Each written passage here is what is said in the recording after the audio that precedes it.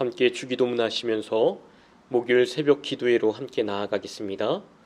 하늘에 계신 아버지, 아버지의 이름을 거룩하게 하시며 아버지의 나라가 오게 하시며 아버지의 뜻이 하늘에서와 같이 땅에서도 이루어지게 하소서. 오늘 우리에게 일용할 양식을 주시고 우리가 우리에게 잘못한 사람을 용서하여 준 것 같이 우리 죄를 용서하여 주시고 우리를 시험에 빠지지 않게 하시고 악에서 구하소서. 나라와 권능과 영광이 영원히 아버지의 것입니다. 아멘. 함께 찬송가 440장 찬양하겠습니다.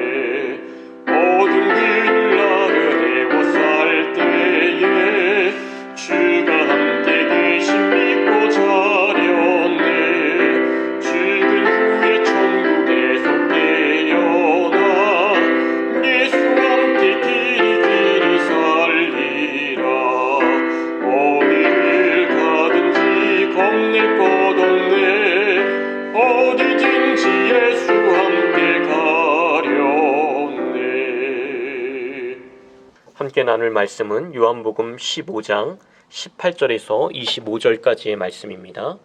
요한복음 15장 18절에서 25절까지의 말씀입니다.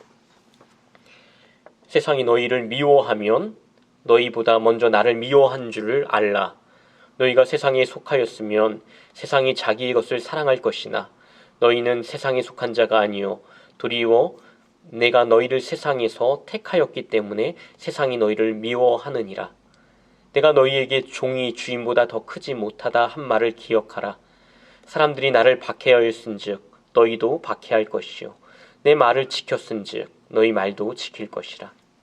그러나 사람들이 내 이름으로 말미암아 이 모든 일을 너희에게 하리니 이는 나를 보내신 이를 알지 못함이라. 내가 와서 그들에게 말하지 아니하였더라면 죄가 없었으려니와 지금은 그 죄를 핑계할 수 없느니라. 나를 미워하는 자는 또 내 아버지를 미워하느니라. 내가 아무도 못한 일을 그들 중에서 하지 아니하였더라면 그들에게 죄가 없었으려니와 지금은 그들이 나와 내 아버지를 보았고 또 미워하였도다.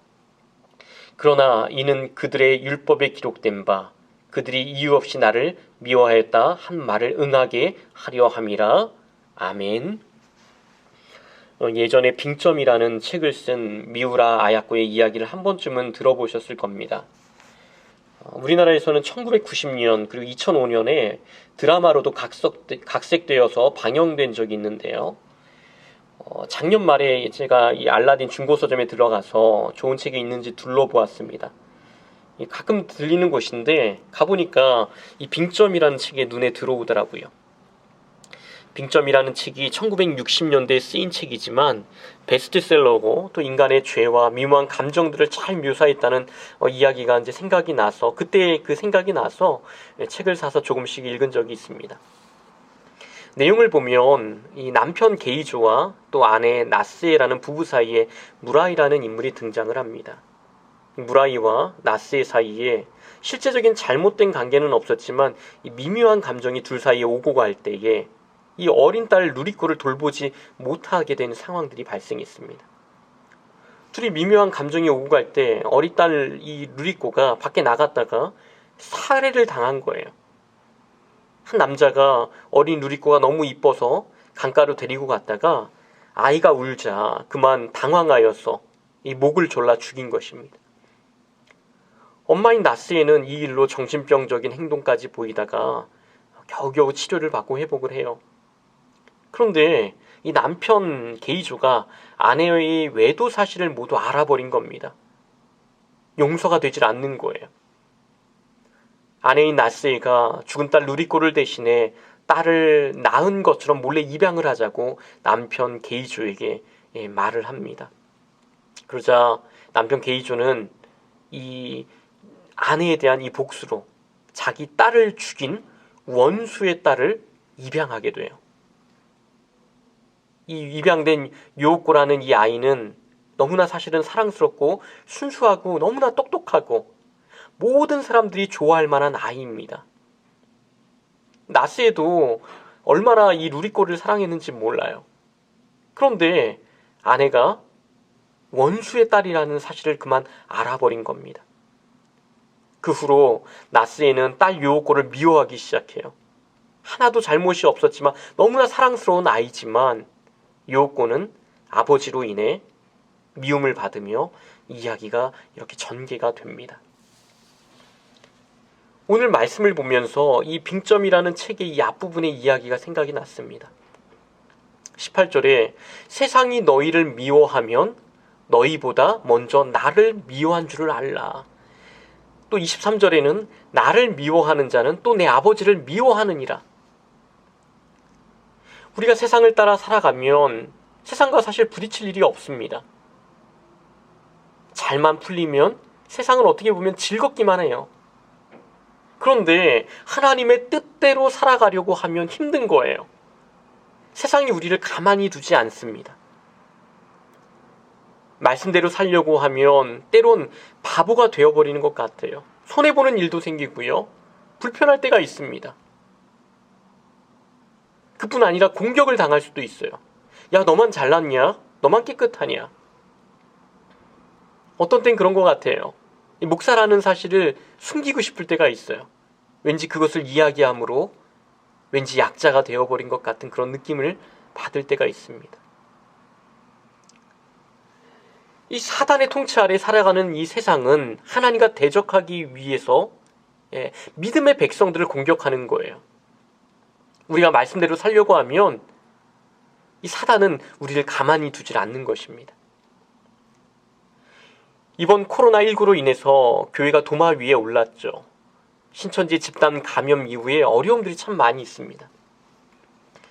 사회적 책임이라는 부분에서 대부분의 교회들이 사실 참 잘하고 있어요. 그럼에도 불구하고 평가절하되기도 하고 또 예배드리는 일 자체가 아무 이유 없이 공격과 비난의 이 대상이 되기도 하는 것을 보게 됩니다. 어떤 분은 그래요. 회사에서 교회를 다닌다는 이유만으로 이상한 시선을 받기도 하고 또 어떤 분은 예배를 드린 것 때문에 불이익을 직접적으로 당한 경우도 있었답니다. 우리가 왜 이런 대접을 받아야 하나?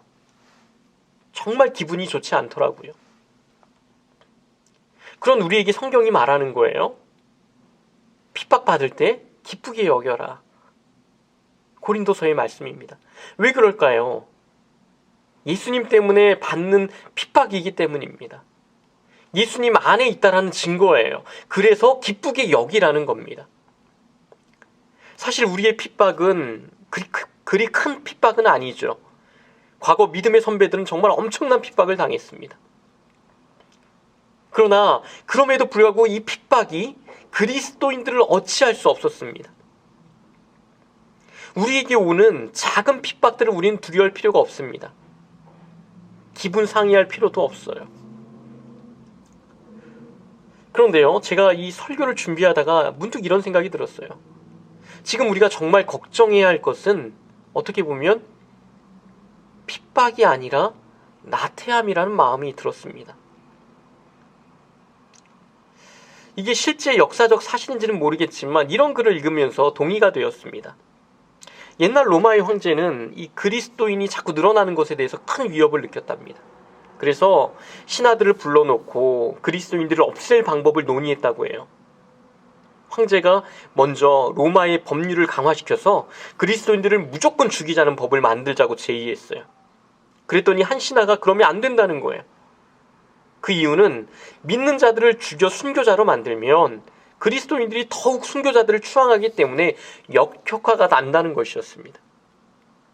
그 신하는 황제의 방법보다는 예수 믿는 사람들을 찾아내 죽이지는 말고 잔인하게 고문하는 것이 어떻겠느냐고 대안을 내놓았어요. 그러자 또 다른 신하가 저 예수쟁이들은 심한 고문을 받기만 하면 예수님의 십자가 고난에 동참한다고 좋아합니다. 또 고난을 받으면 받을수록 하늘의 상급이 더 많아진다고 기뻐하며 오히려 고문의 흔적을 자랑하고 다닙니다. 그 방법으로는 그리스도인들을 없앨 수 없습니다 라며 반대를 했어요. 이때 구석에 있던 한 신하가 조용하게 의견을 내놓습니다. 그리스도인들이 편안하게 즐기고 놀 수 있도록 환경을 만들어 놓으면 간단합니다. 그들은 그런 환경 속에서 죄를 지을 것이고 그러면 기독교는 있어도 힘을 발휘하지 못할 것입니다.